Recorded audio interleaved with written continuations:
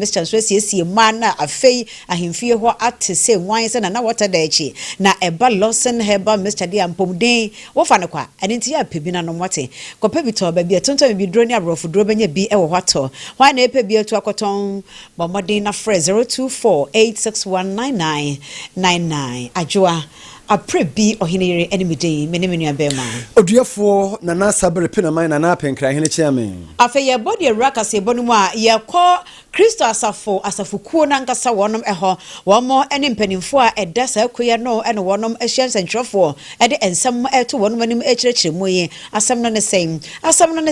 wo so wonom anya nente se ene na monframa mu se nyame yadoma kita wonsa boso ni de etoso aduasa ena eye apostle engineer Dr. Akwadwosafo ye yi no ne adeda no akwape no krabe ni aye eno no mo se no krabia nim wo mo nim nipa kra wa hyeda eto saa date yi ade duntintan fidie so ma wiase nyina hu no na aye no enya de wonom ahyeda se ebia ene ana wo kyena eninti wei aka ho bi ama wonom ahia ensentwerefo akyerɛkyerɛmu ade akyerɛ ganafo nyina se no krabia ni saa date no mo eninti akofuna eyesafo akofuna asafo kantanka ye de odi na de na nse ye yi wo kyerɛkyerɛmu de akyerɛ ensentwerefo na kakum eje ne konfonum tie bie. I urge the members of Christian Safo, the nation, to disregard any date via anasadi via air coso. The Santi Kotoko family ayeti hanam no. Yemu via any one my date via ba abonton ego shapanye no of anomusuni. Ohemechia, asori no council of elders. The body awa asori no more omo the mandate omutimi yi the next leader ewo asori no no. Omu nyina ewa ha. Every region be your from the regional council chairman. Every single person will have secretaries in Meko Yoka. As MC Nebo so ever hanamu. Date be a quabontin biano. I stand on my authority as the Kantanka family head and the leader of Christian Safo said. Muntu date be a bontin bia in Edisabia in Honomo. There will be no burial held on the 30th of this July. May God bless you all. Thank you. Na owie ye no mo aso ho no mo a na ebisa no se papa na ne na ho hyehye ne sen e no se ebrepam aye no ho hyehye ye nyinara se de omo beye no ene ba bi obeye no ne da wo beye ne nyina wonom ede ho ensem ebetudwa eno so yentie no dia kwa mo ba he nyina as ene wo mo ntumi ama nyina asore mpanyefo ene adofo a omoto Kristo asafo nyina mo nyina mo tede kokọ so ye hwe se be ye ama nkabom mapa aba ansa na yetila kura yakura echi ye pemuso bia kosiaga traditional leaders who are won se ekobia ye koye oman payinfo a won se ekomo bia so ye koye na enso ye ka bia akosiaga afi de kosi ye nyina ne se jema ye lawyers enko na omgo kenkai wo ni enke de papa no apedi awope na we nyina so ona bon sera atosafo adedi animu e ma asaade no e ba so ampa e ko kenkai wo no e kire mie hunu se na kodo akofuna aye friend Israel kodo safo ono ana eni animu na yenhwe na busua enta na chi na asore payinfo na asore fo nyina enta na chi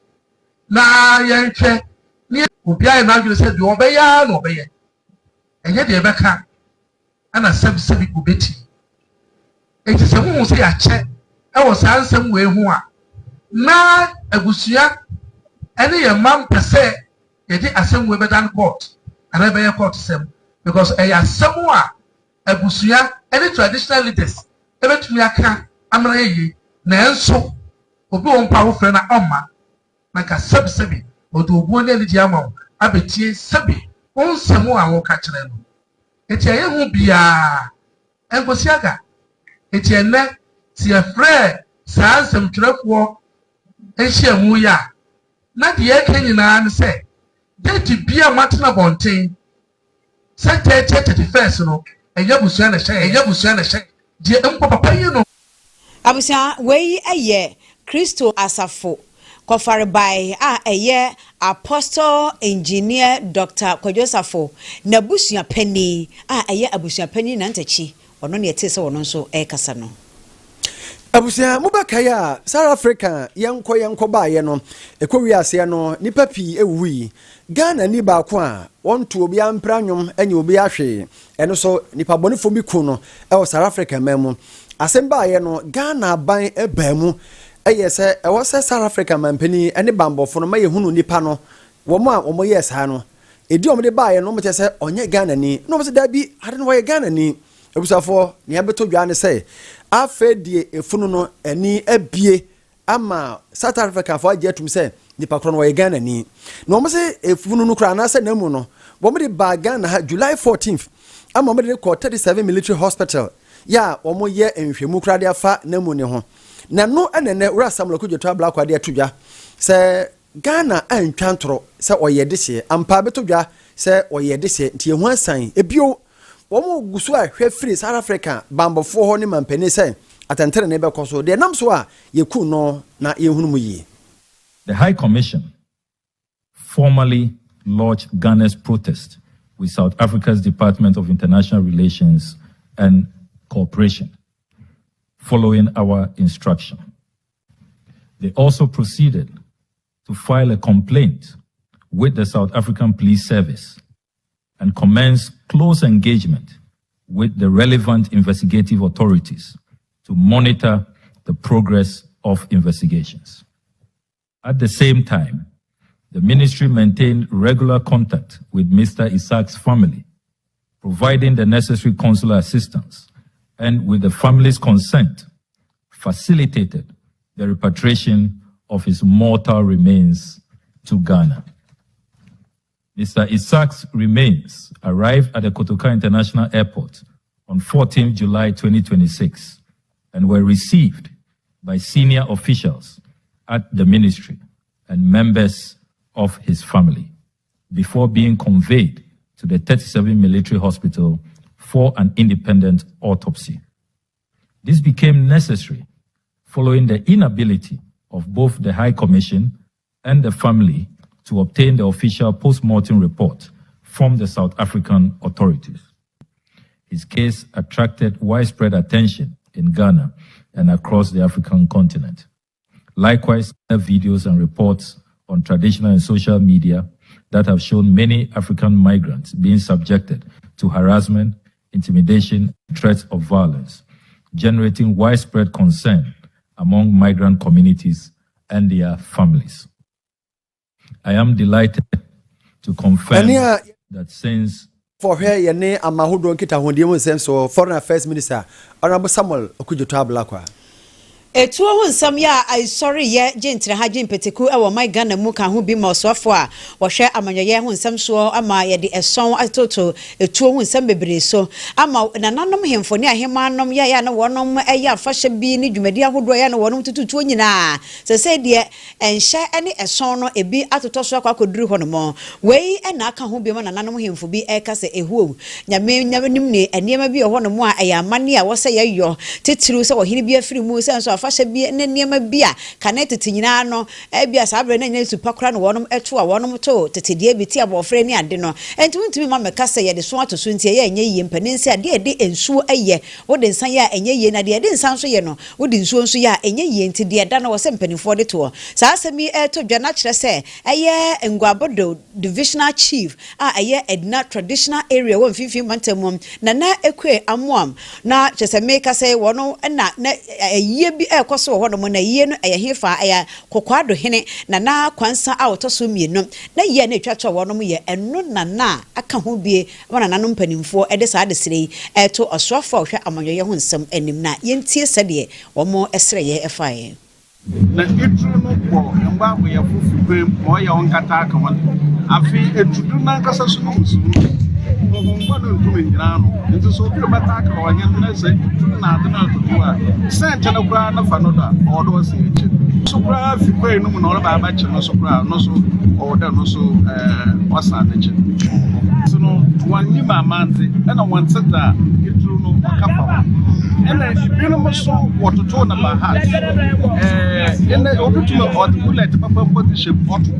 Now, don't be into bullet. Yeah, you know, what's up at that. Almost one of the politicians or can one blast or you do not to tell. No, wish ya. No, you true to tell.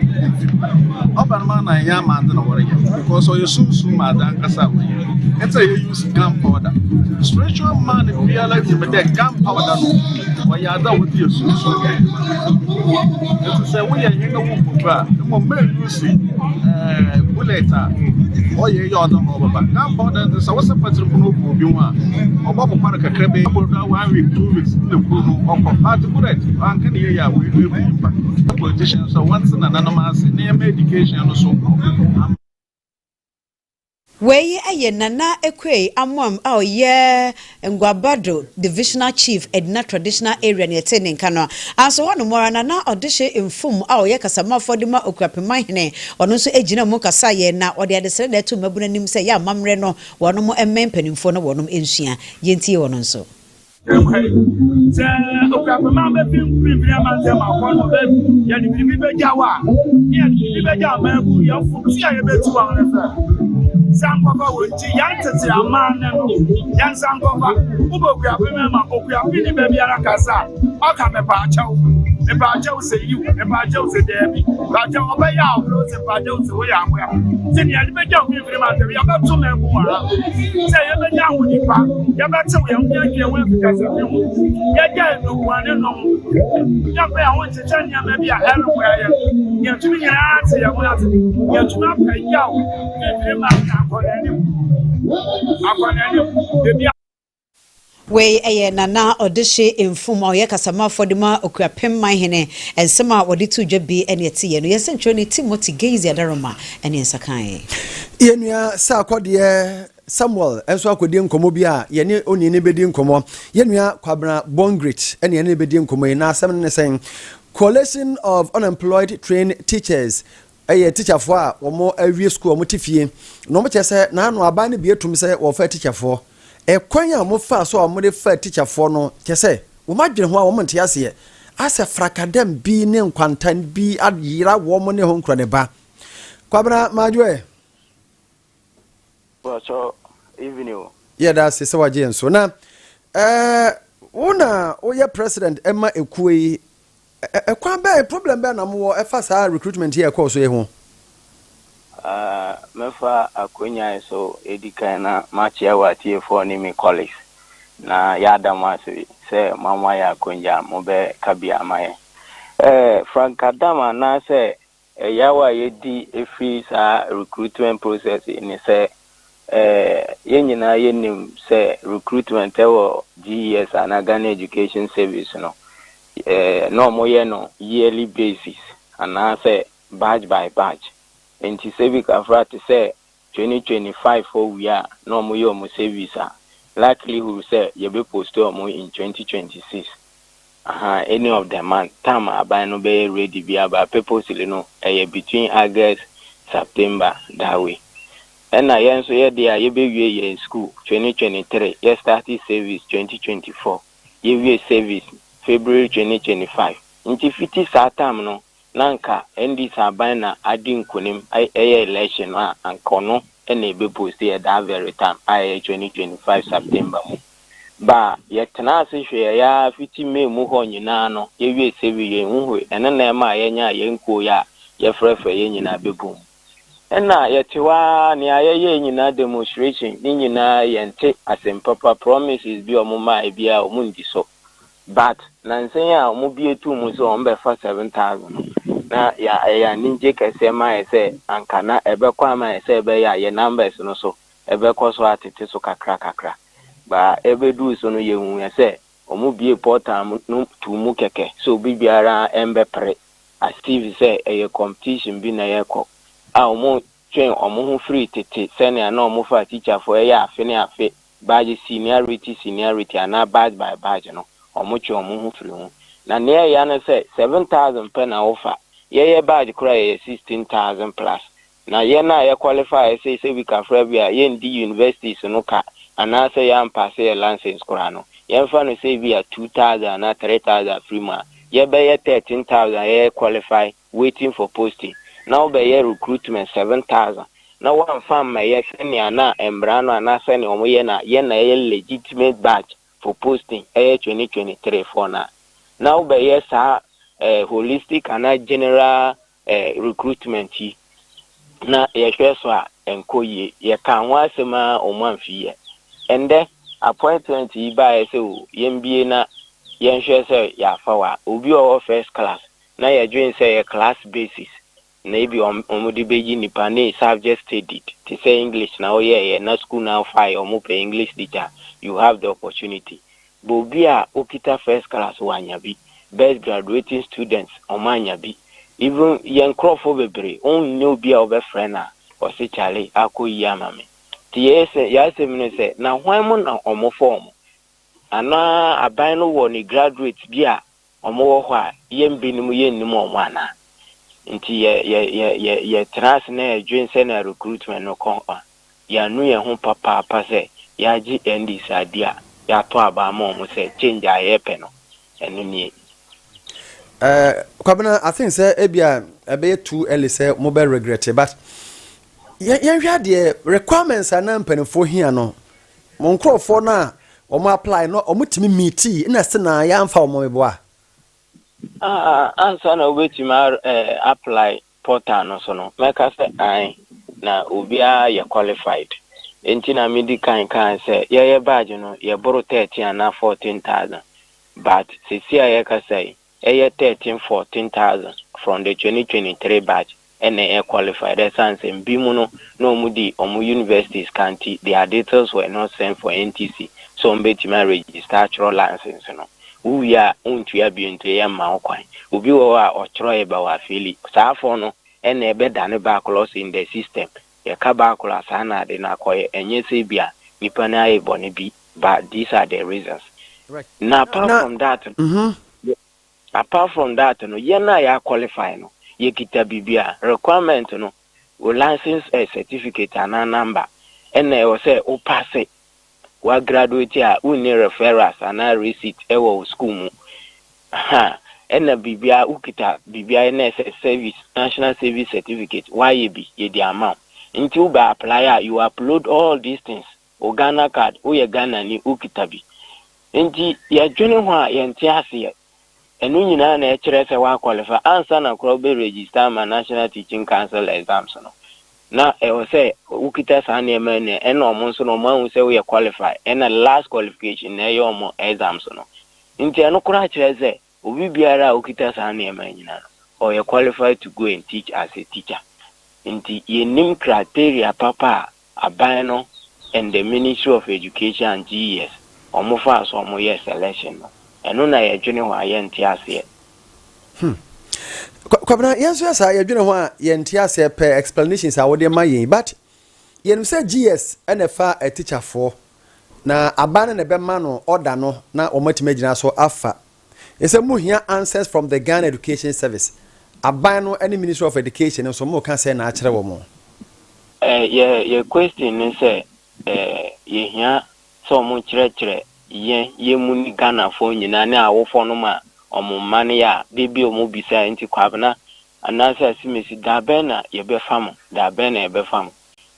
say criteria we na yedi yi nkrofo no ena oba de oba kwabena bon grade on sen fata one meet sa requirement no enti na yen select no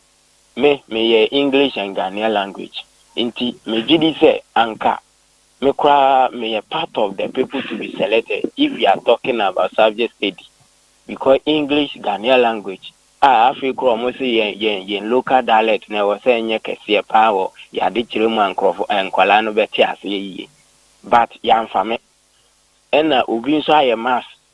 was a fan, Obisa a science, Obia IT Yanfano. Into your per se, explanation from what to your for no money, Casayan was a winner, ye faso, and ye microphone. Obi cry anthropology, and now I rem in Nibi Yafano. Yafano, one could see. No, Kwabena, we're sorry for cutting you short. You're bringing here. What do you come? I will say, Monkwamu batch and 2023 for now. We are about 16,000. Yes. And I buy no grand or 7,000. More any idea about more motifie? Yeah, Yamonkwamu batch, no, put all the batches together. No, more idea be or say, more bear around this figure and I bear 7,000 penny for one. Okay, Kayana, Tifie no boomer. 2024 for badge na ye direct genius no omo counting around 19,000 and na yen so ye 16,000 inti say ye na ya qualify and omo so omo 19,000 no bi mu wo ho e bi omo qualify inti ye estimatedly no ye fan say ye 30 plus to 40,000 ye tifie say ya qualifier ye nyanye juma on post ye. But I buy so you say I buy to me fa that number. Though teaching deficit no, here more teachers more than that number. But buy no as we speak now, you're doing say be on to me fa that number. Into the best way to do say on be call back and as on be use the old system obi an kan one same da. Say you post a teacher for na teacher ni biti baby our qualify no say yamfa no. And no crown MPP address on a self placement with them people say,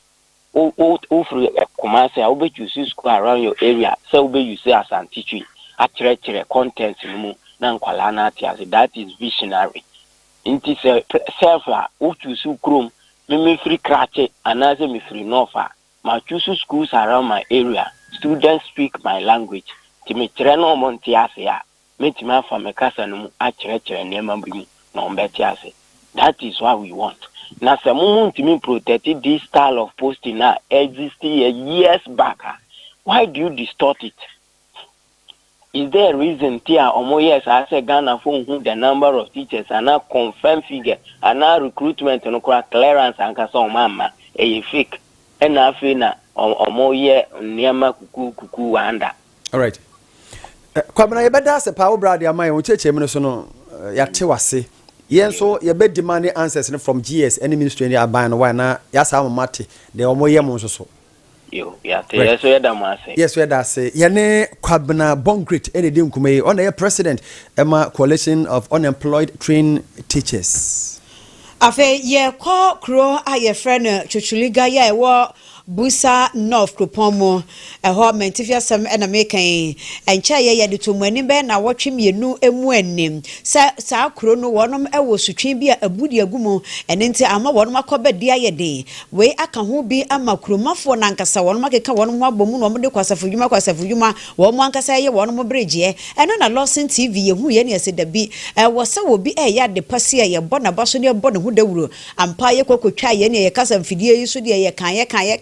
So one man kasa na to one musumintie ato one man mi ato one mabuo na one man kasa de one man ho den ayo na omo wie ye na no kwase de ye wonom eda na de ye nren one mo da na die na adwumade no one mo bodwa na nanom hemfo bi mpanimfo mabuno kromafo no ene mpanimfo e wo krom ho de wonom nyina abaye na wonom kasa na wonom kase omo de asedama Lawson kase pa free say sa abre no na omo kita sofi no ne anwea no ne abo no womo sesa ye ne kakra no a Lawson kase ne be ka e be fa ye ne bone dawuro e ma nipa nyina ne wiase nyina ehunu se wo mankasa e na ebiri wono mu mogya ni aye wono mu bridge ene nti wono mani aso de Lawson aye ma wo mom na aye tutuliga no ohohene ora Jonathan asaglisa ejina mu ekasaye e de ema ohohene no na yentie ora Jonathan. This thing that this program that the youth undertook is very it's worth recommending them, because this self-help project is a good spirit, and with what they have done now, it will go a long way, to for them to do other projects. So we want to encourage them. For this particular project, it was an obstacle to so many things. One, the rice farm at the river there, where our people are farming. All the farm produce pass on this bridge, and because it was down, the whole activity was not active. Children also use the bridge to go to school. Children could not access the bridge. Ora Jonathan Asangalisa ya wojina mukasa ye edima chuchuliga hene na yete ye no na ye na assembly member na assembly mana wo Azag Yari eye won munyamfo Thompson Ayaba wono so ejina mu wo bo mabru ne kromafo na baso papa e wo akoma ene pepa wonom editu sa anamo yefise na aye owuo fidie na esumu. Let's say the assembly or maybe any other person. But just a few months ago or a few weeks ago, some concerned group of Tutuliga came together. Actually, someone meeting, they inquire why the bridge is not being fixed. Because by then the bridge was at a very serious stage, which could serve as a death trap to anybody at any point in time by then. So because of that, the actual someone meeting to find out what was the cost, and the bridge was not being fixed by then. So I also told them the follow-ups I've made with the assembly, that's the business of assembly. And the feedback given to me was that there were other emergency situations they need to fix, such as we on munyamfo Thompson Ayaba wono assemblyman ewo potemu wono na Dr. Joshua Amami Aku wono de se eba mpuntuo hu asempa de a wono ne pani a woda no ka se mpuntuo buchuchuliga nyina wo mo hwe eprede kokrom wono mo no nso eka bi sei. This is an initiative that has been carried on by the Chuchuliga Development Support Group. We actually met this bridge in a dilapidated state, very risky, very dangerous. It was more or less like a death trap. And we are happy that this development support group has been able to initiate this project and has seen to its conclusion successfully. So we are here to celebrate the success and the commissioning of this bridge. We have actually been doing other projects, but this seems to be the monumental project that we can say that yes, the group is proud of in championing it to its success. But the rest were kind of like a contribution or partnership with the district assemblies and other things. But this is something that we've started from the scratch and ended successfully. This part of Tutuliga is very, very important because it leads to the canal, that is the farming community. I know government. Weye Chuchuliga Development Support Group Ompenimpa Dr. Joshua Amami Aku wono ena ekasaye. Abusia nano memeda atwam ye basa ebisi ewo abesoa sonwa kwantempo no so ya ekofa nipa ba ko pra ye pa afano South East Assembly na making na ni nyina akoba say wo de afidie nwa illegal chase operators ene wo ekuro ba ko a wo mo tumi say yeso mo nuadua enua ewo kwaye bi a eda empatam ho no mo ene de koye mu na ekoba saa na womo anu mudue nua no Next Door Farms director Ewura Moses Opon woni ye nua Kizaro edi nkoma kyerɛkyerɛ ne mu saa wa hawa womo pa wo sa empatam ho no na wo kyerɛ amanyosɛm ayemu ma amanyofuo bi ena do mo ye na da bia na ɛhɔ nwo no yentiesema one Kizaro edi ye no na me ba abeso hanso ebeye adwuma wo tinte ena me hunu sɛ asase wo mu a ayi degraded na me giye meduaba no a evitiase no akuafo no mu area no ha me pa nti tiki sedra na tiki a mu twɛn edua ye be 7 8 9 years ya enyanyini nti nansan ena tese boys no mu ye adwuma pa nti na no menkura no so mo kɔ akwa hwɛ mu ne yimu a omu duruye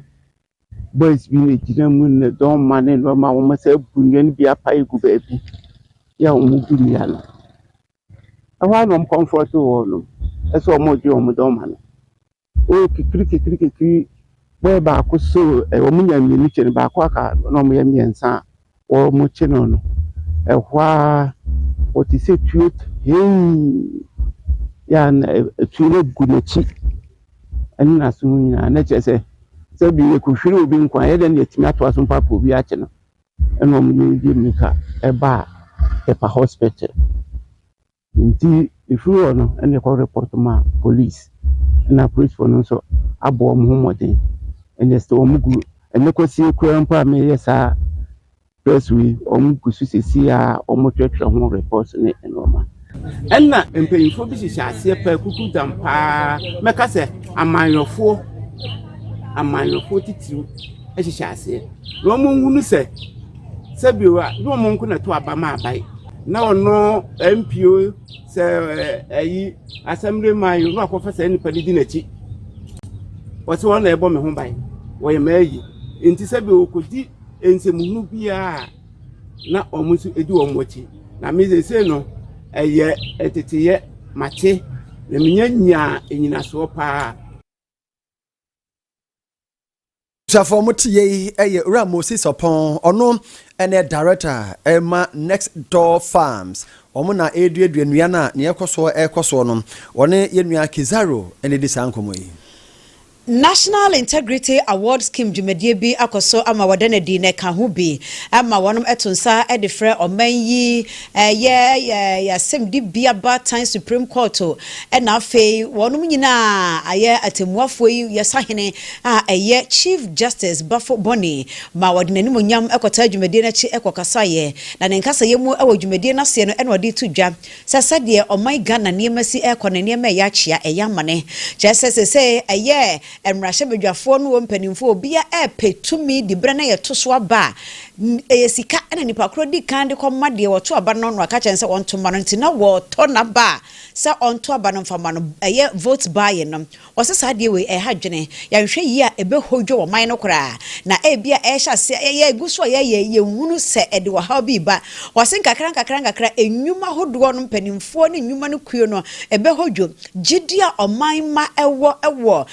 mpanimfo mu no eno nso bekɔ fam eba se ye bedidi mu saa na afa atentene ne nso obi akora nyinni fese omo hunu se bibia gye sikatue wo mu wotua sika de wo pɛ na wonya ene nti gidie ebekɔ na se gidie ekɔ na se bibia firi hɔ no mu a ene na oman Ghana ekɔ ya na se ye baaye ene nti ne nkasa kyerɛ mu no de wo ka de akyerɛ ɛyɛ emrahye bedwafo ɛdɔm a etwahye hɔ ne Ghana fo nyina ne se ɛwɔ se ye kura ye mudie mu na ye hunu se bibia ye bia no kura nie ne de ye adwuma ɛba sa be makabima menka bia mamuo afane tampa efra. The honest politician may lose an election, but vote buying weakens democracy and ultimately impoverishes the very people whose votes we purchased. The cost of integrity is often paid by the individual. The cost of corruption is paid by all of us. That is why integrity remains indispensable. No nation has ever succeeded by rewarding dishonesty indefinitely. Sooner or later, every society discovers that trust is its greatest currency. And once trust disappears, institutions begin to weaken, contracts lose meaning, public confidence erodes, justice itself becomes suspect. As Chief Justice, I know that the judiciary depends upon one thing above all else: not buildings, not budgets, not even judgments. It depends upon public confidence. People obey court orders and decisions not because judges possess physical power. They obey them because they believe that justice has been administered. and into way a justice Buffo Bonnie. Now, some no one announce one more was signed at was beam and to us one and say, and come here, yes, say Ghana, dear, what had ye, sir, Obi Anya, who was yes, say Tamwa, ya what was said the Pacrono, ye in fact, who kind of far so near in the Sika, so far no crack one, so say ya poor, so we are the Juma would a Sika, say ye, dear, there be, and so one say a who no, oh, wait, dear, or ya what ye bet what was his animal winning a hygiene in Tio and so. Have the courage to confront them. The answer, I believe, is this. Integrity may demand a personal sacrifice, but corruption demands a national sacrifice. The honest trader may lose some money, but dishonest trading destroys confidence in the marketplace. The honest public officer may retire without unexplained wealth, but corruption impoverishes an entire nation. The honest student may struggle today, but cheating destroys the value of education itself. The honest politician may lose an election, but vote buying weakens democracy and ultimately impoverishes the very people whose votes we purchased. Pempe and was in pay. Why not say what day Nenikai 1 to Yesica, no crow and so or my wine pa or quack up a vote to Yesica. Oh, boy, delegates bet wet you. And at the Obefa Quamboneso swing yana hunya and Yesi Canyan Hotamano, no see a Huano. What would no crabbe yet? You must say, ya bang, you must say you will be a Juma. Would we hear a common quancom and a becofia quaco and so sound crow for ya or no we ye boom crofo blackmailing crofo jiske no what ho ne yesa ho ne ka ho nyame na ne behu nipa mobo ye be free hono na yakọ baabi foforo abusia nano na beto dwa se Volta Aluminium Company of 20 aka se Valcom yese ora Ibrahim Mahama ba beto ora John Mama ne nua Ibrahim Mahama ba beto sa Valcom no asembe na yatin Ye and didimu a yeti an say Industrial and Commercial Workers Union at the Krata petition akwa mampani say omosre no ampa se ni nua ne ba beto dia on stop no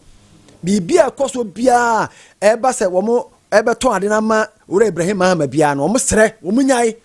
no mo ntia se ne ntia se tena adan da ma de kura no unwie wo se baje we aka ne ne Ghana Japade nya ne o nto Ghana kura ma we ene so ma kan se bebrebe twetwe krata sa na de beto dwa ne say emu a ena ura Ibrahim Mahama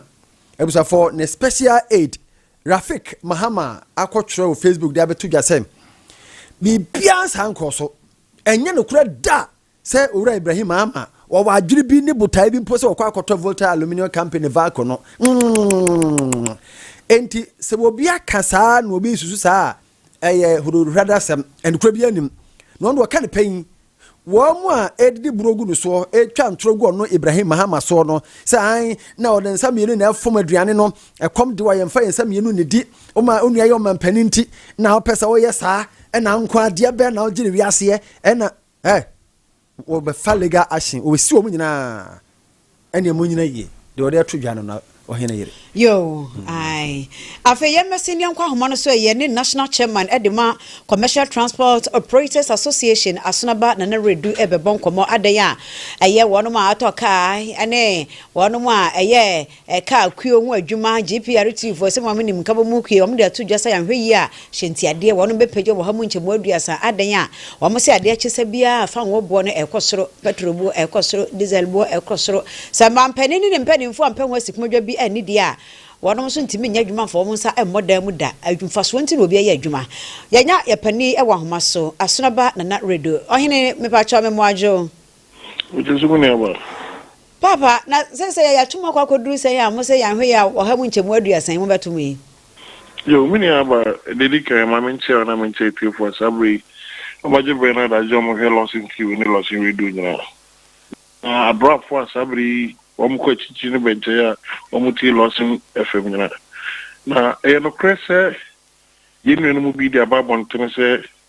a year or how much you media, so which is 30%. Sabaya Shanka Farm Honsebia, Yadaba Tabiri, as in Tradia was so I'm a passenger for Atapia. Now, young commercial transport to preachers. The I'm say, you baby crack. Mechanical because and come away and come on here, Dika Kaba toward that say, send a petrol homes and some more cost for no. And you Tinanka buying Bashar and can be a year energy sector levy as la. A mindy once the between them, a year fang or bosses or those so in Yamon Caniano. And Cabanin Feronin Frio. Nanka intimi and moi, petrol and air cost for no. Intimate for my year for. And only baby any engine, Tina as in Tradibun to me, now in Kayunu and as in Kayan call. Because the entire American saying and say, a union, a adults say, or maybe to say Iran, any Israel. There's a tension I cost for her, no much into Fangu Gentimen called Europe, a man on Intima, Petru Walker Day. I possibly no tension, so exchange with so, I'm say, and also a customer because I know. Sidi no so enemu gwase kakra enu ntina ma saade aba so ata senti mini aba ye de yigina fa baby a de ye na no GP4 kana em say ye ni hobi yo na say ye hwe ni musa ba ye ho bibi dia mo ntumu wa anya ho bibi a na ne mo betumu sa pepe papa ye da sipi eno ho modene na found possible between here because we about a what to be a friend energy debt recovery levy. And I feel so Esalama Medica can once about. I might make ye from because how to you dear say, and I gave and extra we are a Jessica upon issue. It is uncomfortable up a fee. Thank you, to me, son and money for our monkey. Why her? Thank you, some po. And got to be younger too, as in Jadimu and also Uncle Fans of from because Mr. Kroma. The 2 lot of him, Sabi, maybe I caught Sabi Pinufum, ya name, maybe a good shoe crown too. About what I said, but some can fight us. Send them Dika can visit your better alcohol, Macaco, Tabaye team, your own team ye. Last I 12 a bobo sono. When you throw, Emma in your way, a terminal, and Kofaka is come to a farmer. Papa yeda sipi enobre abusia yene asunaba na redu a wono na ye national chairman de Emma Commercial Transport Operators Association yene no ene bon komanyumre Gold Falls Foundation to anamosun kubi abusafo efri samahu eko pepesa ekwan omo ya momo ne nsamso ni nyina na saa bridge no anase saa kwan no nkuro be se nsia na otwe fa so ekumu a enam sa kwan ne nyinti no womo de yayi omumu ama municipal chief executive abankra chipani wo Prestia Honi Valley a ho hye na se no honorable Matthew Aye akwa pro dani akwa kohwe de ekoso no na wa Camfo Goldface Foundation pa. This road from Samahu to Pepesa links almost 6 communities, as I said. And the construction of this road is a big relief, big relief to myself as the municipal chief executive and the district assembly. It had to, like this duty will just fall on the shores of the assembly, but the foundation coming to our aid just to do construction. This construction is a big relief. So we'll give a great thanks to the foundation and the Good Force management. Like as I said, this is a big relief to myself and the assembly. It had to, like, we have to use the drip machine in grading the road, but because of the intervention of Good Force, we've now diverted the drip machine to the other areas that also need equal attention. A Goldface for a year and no honorable Matthew Aye abankra chipani wo Prestia Honi Valley no na this year e water kwan so yem Prestia Honi Valley wo mi nyina no so kasai the Goldface for a year ne ho e kwan na Goldface for Aye aboto ane de the kwan ya menim to me na ya me nkwan kofo e wa Peter for e wa nya ende aboyen so because cars ni nia no first na main road main road no so timi block ya utimi wo station betimi the traffic ma be bia some hours e bo be 3 hours 4 hours but see akwan be da link road be da ha yin ya efa ha ni akọ yesi work an a new site budo city wonom no ne ya tell new site ne ekọ nti nde won ofi abosu ni ha na ofa won ofi abosu ni ada wo dia na o use nti se road we kwa be busy road post main road nti government ne modern ball tapa de senior man na Misha go faithful. So just last year that they built maternity ward and then including nurses headquarters. So especially for the catchment here, they're assisting us a lot. For me, per se, I would say that government should renew it for them because they have started. We adesia water kwan soyem ana Prestia Huni Valley adesia no na managing director Emma Goldfields Ghana was high member Emma Goldfields Ghana Foundation Board of Trustees Ora Elliot Chum ekire say omania so said the adwumade no ekọ wano no. So as members of the Goldfields Ghana Foundation Board, what we do is to evaluate projects and look at the appropriateness and how they fit into community development. But what we have promised to do is to visit project sites to look at progress of the projects we are executing. So I visit here today a lot of projects that we are executing. I work for Goldfields. I know the impact Goldfields has made in the communities and on this country. So not just as an employee of Goldfields, but as a Ghanaian, I would advocate that Goldfields leases extended that will continue to contribute to the economic development and socio-economic development within our communities and in Ghana. Yeah. Abusafo ania muti ye Ura Elliot Chum ono na ye managing director Emma Goldfields.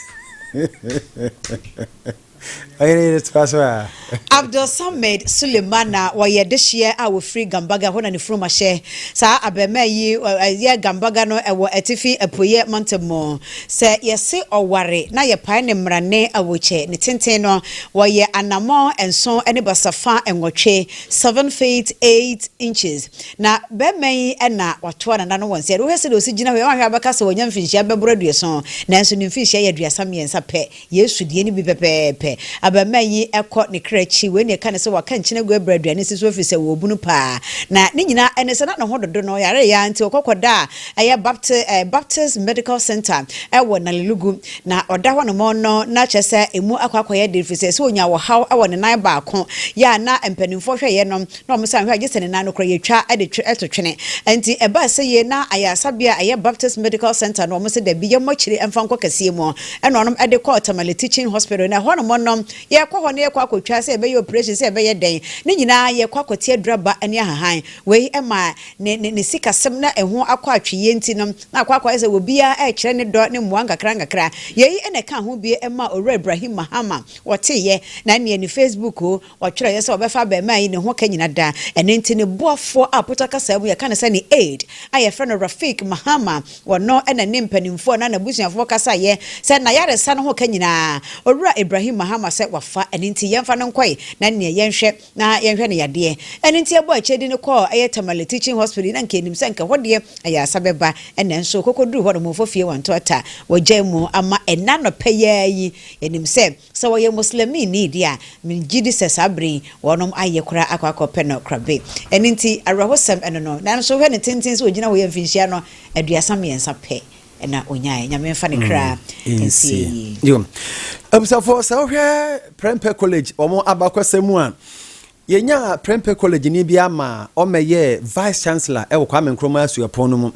ye professors bebre ya omo wie Prempeh omo ye professors e wo Kwame Nkrumah asuapon mu yenya provost nom deans nom HODs nom ba se obi be ye vice chancellor na nkasa de obi nya ebida de yabo ne dia wo ba be ye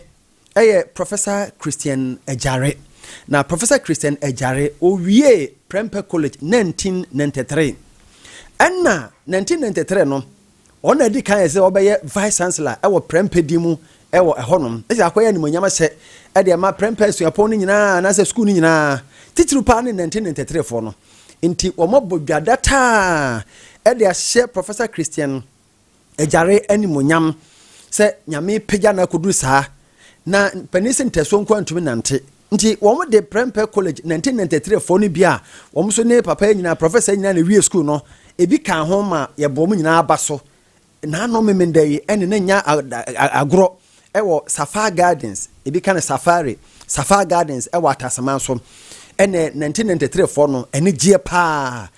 asa edidie onom empaibo ene mo de yes ha hye nyame animonyam se nyame ye bia ma wo mom say 93 no munim de omo yempo teacher for kra na eche omo de no munim de omo so ye na so nyame atimi apagi omo adu sabre ya animonyam hye enti Professor Christian Ajare ye bo na baso no na Lawson adwumakuo kubatan ne nkrabata ekeka ho nyina no ye kwanche for panipa Dr. Lawson Chairman no ye Chief Executive Officer Emma Lawson Group of Companies ono so odima kwotene ya ono so ye bo na baso se ampa ohwe baabia o sha na disua se ne kakra wa bie nyuma bebre ama Lawson TV Lawson FM ba oba pa eba enkrande beba chese wo mu hunu de omanye no wo ya de pa na ye wo binum a omo bom abaso kan ho omo ye nipa du baako ebi eka abasobɔ no ho eye MP ya wo atwemanwa biaja North honorable Frank Yeboah 1993 headmaster ya wo Prempeh College CA very Reverend Lewis Asare Asante Regional Police Operations Commander ACP Gordon Opoku Kodua afela ono so ye bona baso ASP Bismarck Japan ona ye afarehene Dr. Lawson Chairman one the medical board da kra afei omo akeka ka ho bie no investment fund for electronic communications GFEC Deputy Asante Regional National Security Coordinator Alhaji Inje Abdallah Umaru yeta frɛ no Alhaji Abubakar Inje ye bona baso soja ba ona ye HOD OKNUSC SHS Business Department ye bona baso na soja ba no mo kyerɛ amukọ 1993 na ene wo ye woni di kan wo first ewo mumu wo ba ku ewo mumu na kyerɛ woni de ne ba kura wo 33 years ni sai so mo wie school no 33 years ni ena senior NS Vredu ye bo mu nyina ba so na ne nyina kwa wie ye no Lawson adwumakuo ye company lawyer lawyer Opoku Francis ono so ye 1993 for ni bia ono edi nkomo Emra ye senior high school dem back in 1993 no. Bebe say on beto aso. Ono de ohun na chede de ntem. Ono na chede de say obeye businessman. Enti ono so adina ho odi nyina ko share business ni mu. School dia obi an kasa emfaso eni so faso so. Nanso obi an a chede ya Yakobon edi amano. Enti sa wo a chede na say enye su na say adwumadie na wo so beti ya na wo so aye ni ye. Ekono hu se na chede any adwumadie any business no. But na ho ni ya so be so mu no aye ni ye. Yakobon be shira. No na Yakobon share the Lawson dia aka so nyina na ye hu.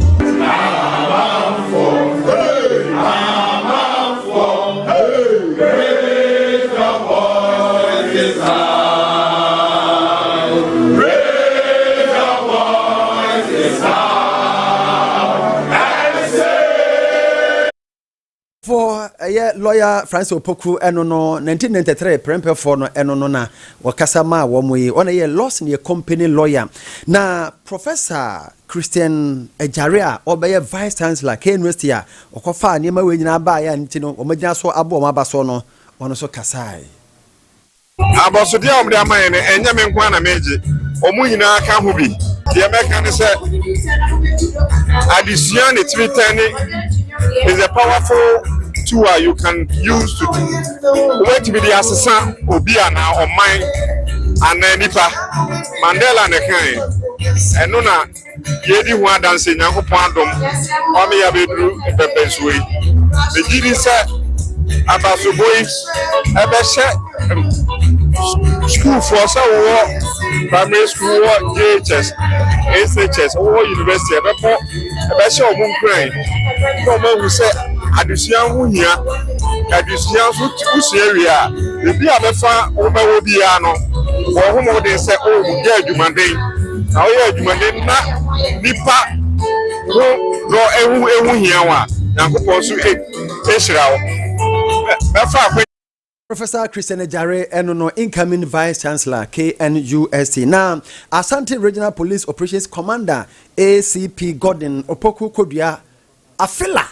Onoso Kasai. I was somebody in the SME camp with me, Dr. Lawson, Mami Bacha for Red Soja Bar, and my MP nominated now. Yena 7 now. Obia any na so say wetin na be nyamina to nyamino share the favor no so it be be o try you move your train I mean represent Achmawo and I'm so proud to say represent Achmawo now baby I am free we play college then me as the regional police operation commander for Ashanti regional now I just say nyankopon na the real piano and that's all mobia the here say obi oni da so nyina beto so na be say ono ne Enti Ashanti Regional Police Operations Commander ACP Gordon Opoku Kodua enono afela na no achi no soja ba eka organizers no ho ono se ne edi nkomo. The KNUST every first August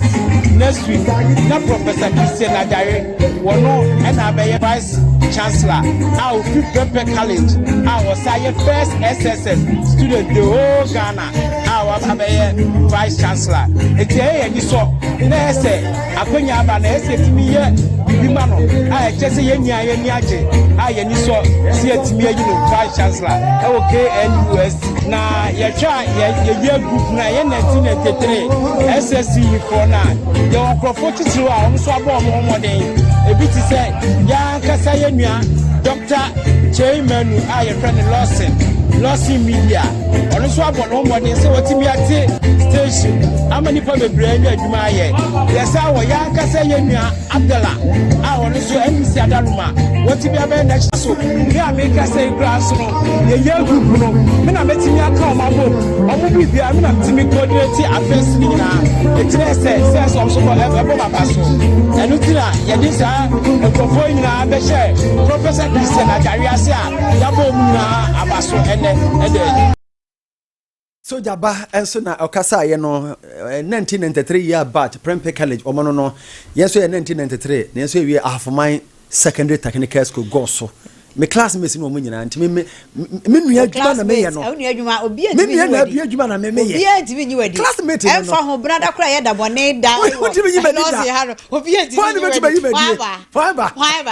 obi adwuma nyi wadi da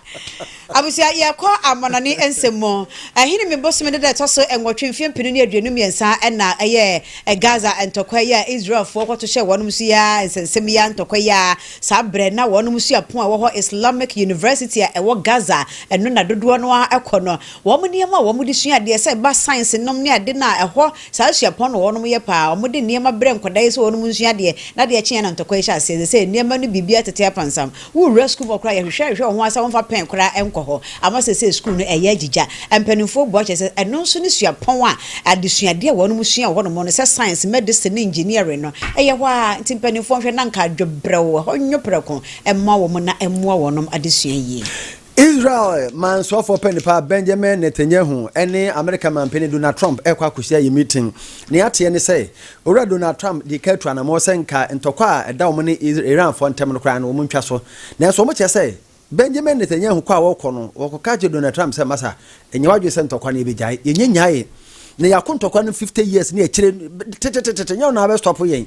ya ate no say sa na mpa beba na say enye sa de o ma ne benimu Omo ane behu dia ne dia sedaba ma Lawson Herbal Center the Lawson Delayman capsules aba Lawson Local Mixture na Lawson Herbal Center ye Herbal Mixture ye nkonko pe binto ba bia tonton bi droni abrofudro ye mfre 0248619993p Garlic Mixture ne du papa no pe binom ente hye wane nwodwie stroke ni nyina da ebekọ no nya hoden fre 0248928824 ne ko pe bitoton ye ko atwea kobom pa ye yawada 27th ekosi ne memenda 29th August no mu ye the bus ne ba quantity na se no so donek ebeboa ye no nyina wo dwa so na Pepsodent was do the two dia ye de aseda ma yesemofo apaw ahe eye sisters asonaba eye Linda eye woman Linda afe Tony Emisa na mema ni nyina wono beboa ye boye chidom na asenso ni nua to yen edigo from MC remember ni nyina nso wo mo eboye chidom ne mo madwoa aprebi ohene yere di ni nsesan ye meni menua bema oduefo na na sabere penama na na penkra hene chiame yakramo